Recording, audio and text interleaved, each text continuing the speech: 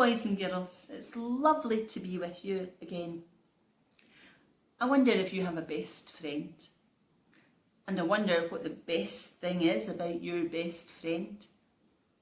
Is it that they bring you just what you've always wanted when it's your birthday? Or perhaps they cheer you up when you're feeling sad? Or maybe they come over and help you with some homework that you're finding difficult?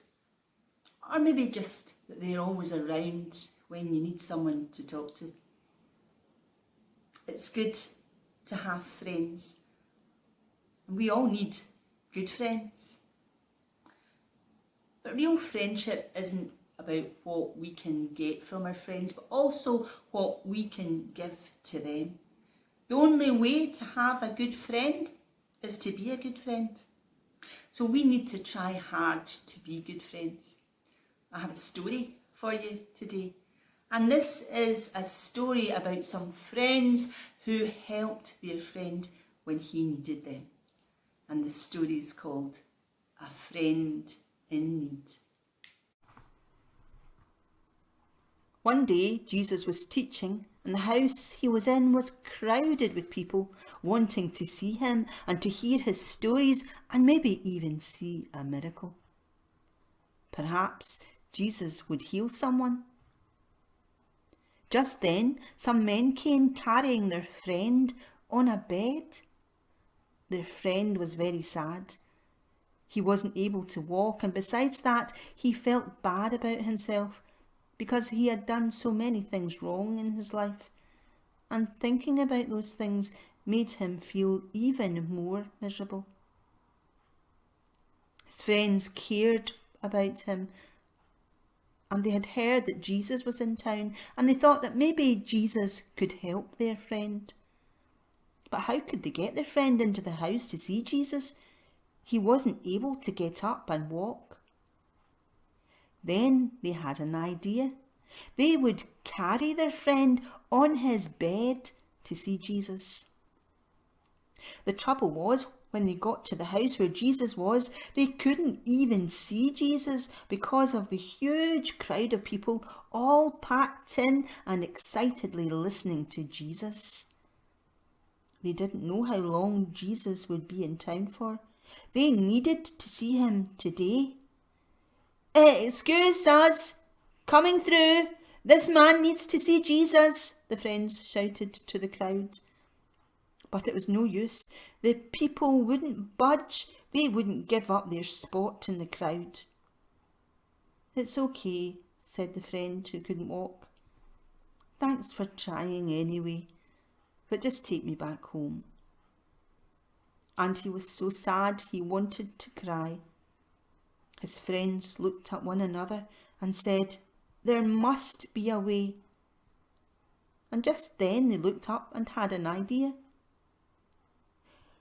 "Tell you what, we will take you up onto the roof and lower you down into the room through the roof with ropes."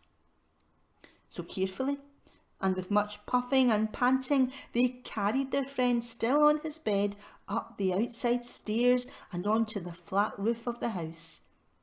"To me, to you," they called to each other as they carried their friend. The man was very scared. "Oh dear, what if I fall off?" he thought. "It's a long way down." It took a very long time, but at last they were on the roof on top of the house. But before anyone could tell them off, the friends had lifted some of the roof tiles to make a hole large enough for the bed to go through. The friends peered nervously over the edge of the hole. And yes, sure enough, down below was Jesus. "Right, here we go," said the friends as they started to lower the man who couldn't walk down through the hole in the roof that they had just made. Then everything went quiet.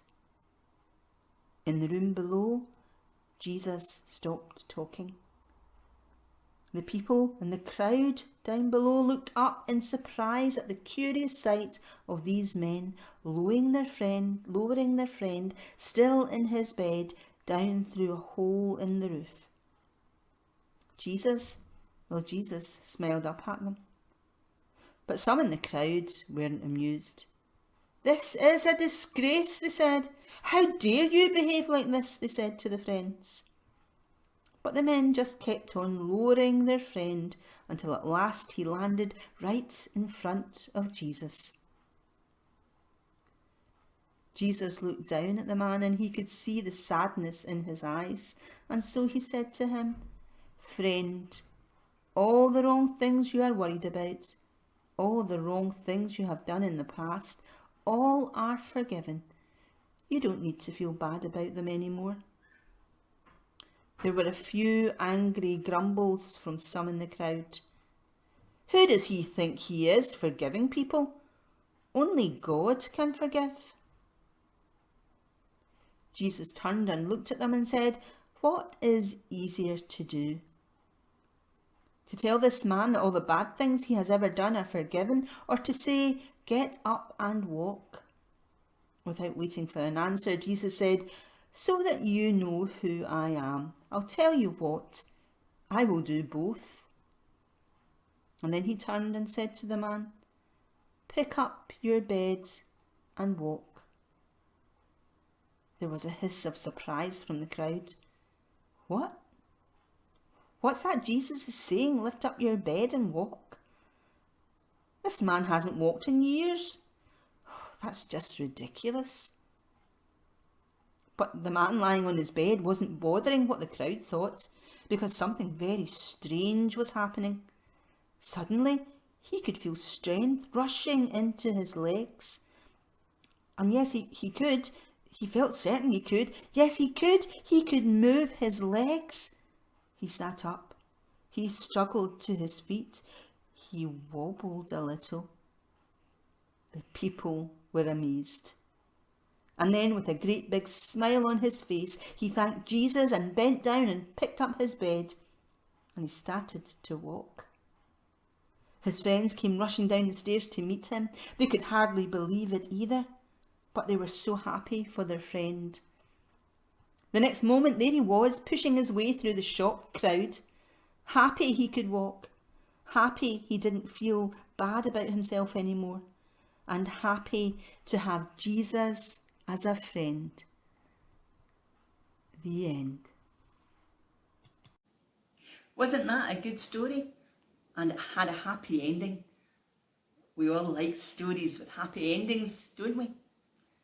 Mind you, if those friends had made a hole in my roof, like the friends in the story, I don't think I would be very happy. But we all need our friends, especially when we're sad or worried, like the man who couldn't walk in the story. Perhaps you can think of a time when a friend was good to you. And perhaps you could decide that you're going to be a friend today to someone else. I'll be back next week with another story. Until then, stay safe and God bless.